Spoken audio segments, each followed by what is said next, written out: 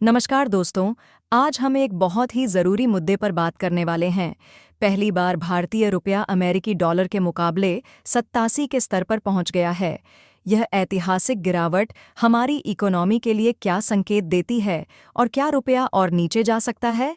इस पूरे मामले को डिटेल में एक्सप्लेन करेंगे।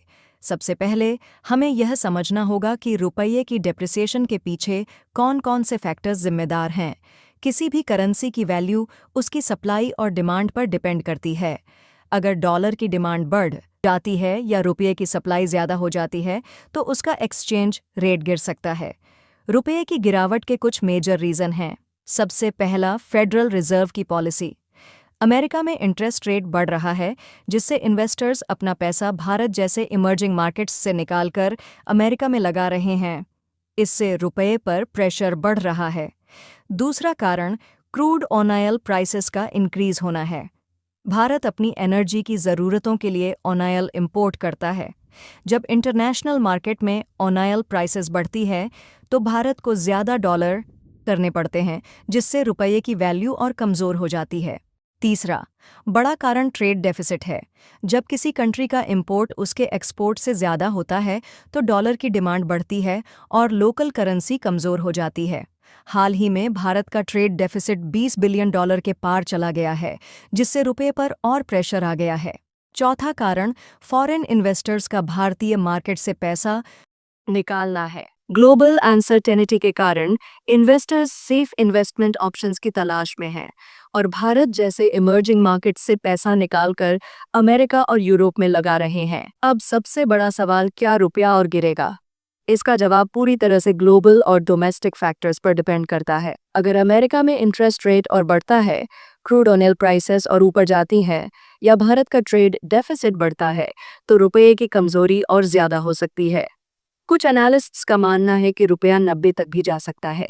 हालांकि आरबीआई रुपये को स्टेबल करने के लिए इंटरवेंशन कर सकता है। आरबीआई और सरकार रुपये को स्थिर करने के लिए कुछ कदम उठा सकते हैं। सबसे पहले आरबीआई डॉलर बेचकर रुपये की सप्लाई को कंट्रोल कर सकता है, जिससे करेंसी मार्केट में रुपये को थोड़ा स्टेबिलिटी मिल सकती है। दूसरा, एक्सपोर्ट को बूस्ट करने के लिए नई पॉलिसी लागू करनी होगी, जिससे भारत में ज्यादा डॉलर आए और रुपये की डिमांड बढ़े।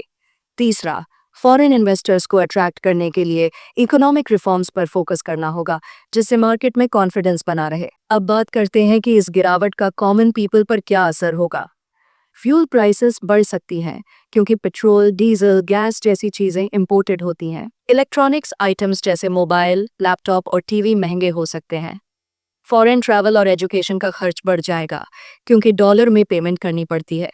हालांकि कुछ इंडस्ट्रीज को फायदा भी होगा। आईटी कंपनियां जो सॉफ्टवेयर और सर्विसेज एक्सपोर्ट करती हैं, उन्हें ज्यादा रेवेन्यू मिलेगा क्योंकि वे डॉलर में कमाती हैं। इसी तरह फार्मा और ऑटोमोबाइल इंडस्ट्री को भी फायदा मिल सकता है। अब सवाल उठता है कि इंडिया इस सिचुएशन से कैसे बाहर आ सकता है। आत्मनिर्भर भारत की दिशा में और तेजी से बढ़ना होगा, जिससे इंपोर्ट की जरूरत कम हो।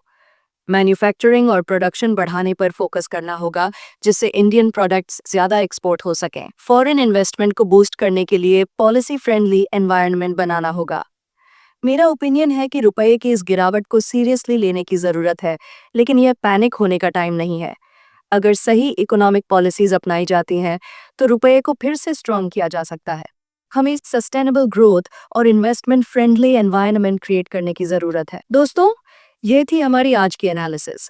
अगर आपको ये इन्फॉर्मेशन यूजफुल लगी तो वीडियो को लाइक और शेयर करें, कमेंट में अपनी राय बताएं और चैनल को सब्सक्राइब करना न भूलें।